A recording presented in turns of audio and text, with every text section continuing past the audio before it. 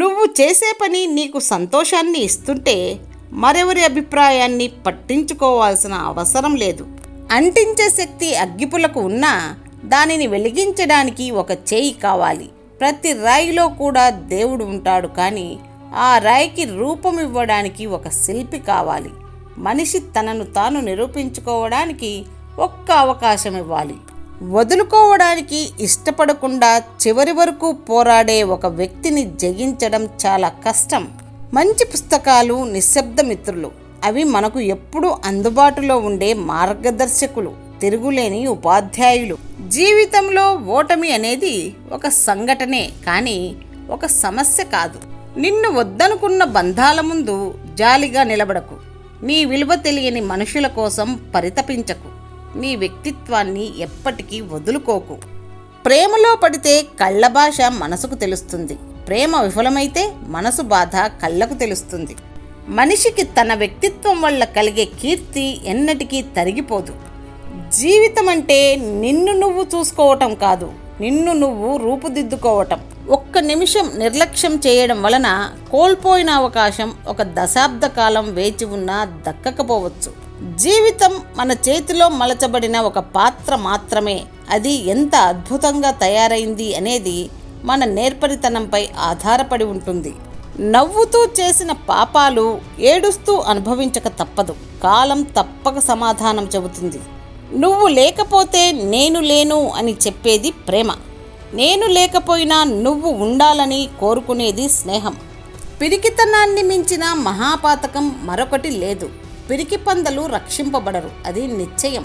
నవ్వుకు ఉండే విలువ బాధకు లేదు. డబ్బుకు ఉండే విలువ గుణానికి లేదు.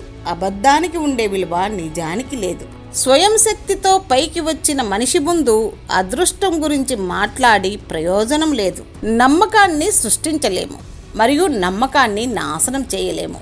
కేవలం ఒక నమ్మకం నుండి మరో నమ్మకం వైపు మనుషులను మరలించగలం, అంతే. డబ్బు ఎలాగైనా సంపాదించవచ్చు, కానీ మర్యాదని చదువు మాత్రమే సంపాదించి పెడుతుంది. మనం కోరే బంధం కంటే మనల్ని కోరి వచ్చే బంధం గొప్పది. ఏ బంధమైనా అవసరంతో కాకుండా ఆప్యాయతతో ముడివేస్తే ఎప్పటికీ నిలిచి ఉంటుంది. కోపం వచ్చినప్పుడు కళ్ళ నుండి కన్నీరు రావాలి, కానీ నోటి నుండి మాట రాకూడదు. కన్నీటితో కోపం పోతుంది, కానీ మాట జారితే ఎదుటివారికి బాధ కలుగుతుంది. మిడిమిడి జ్ఞానంతో అవతలి వారిని అపహాస్యం చేసి ఆనందించేవాడు నీచుడు. విజేతకు ఓటమి పొందిన వ్యక్తికి తేడా ఒక్కటే: విజేత ప్రయత్నాన్ని ఆపడు. శాంతంగా సదా ప్రసన్నంగా ఉండడం గొప్పవారి లక్షణం. సంపాదిస్తున్నంత కాలం అందరికీ మనం ఆత్మీయులమే. ఒక్కసారి సంపాదన ఆగిపోతే సొంత ఇంట్లో కూడా పరాయి వాళ్ళమే అవుతాం. మనకి బాధ వస్తే మనసులో ఉన్న వాళ్ళకి చెప్పుకోవచ్చు. మనసులో ఉన్న వాళ్లే బాధ పెడితే ఆ బాధ ఎవరికి చెప్పుకోవాలి? నీవు పడిపోయి ఓడిపోతావని అంతా ఎదురు చూసిన చోట నిలదొక్కుని నిలబడి గెలిచి చూపించడమే నీ అసలైన గెలుపు. ఏది జరగాలో అది జరుగుతుంది. గెలుపు ఓటములు వెలుతురు చీకటి లాంటివి. ఇతరులు ఎలా ఉన్నారో అలా ఉండాలని భావించకు. నీకంటూ ఒక విలువ ఉందని తెలుసుకో. అలాగే నీకన్నా తక్కువ స్థాయి వారిని చూసి ఆనందపడకు. పై స్థాయి వారిని చూసి లక్ష్యం ఏర్పరచుకో మిత్రమా. ఎంత కష్టం వచ్చినా నీలో నువ్వే ఓదార్చుకోవడం నేర్చుకో. నీ కష్టాలను చూసి నవ్వుతారే తప్ప నా అని ఎవ్వరూ దగ్గరకు తీయరు. ఒక ఆడది నిన్ను బాగా ఇష్టపడింది అంటే ఇలా చేస్తుంది. ప్రతి చిన్న విషయానికి నీ సహాయాన్ని కోరుతూ ఉంటుంది.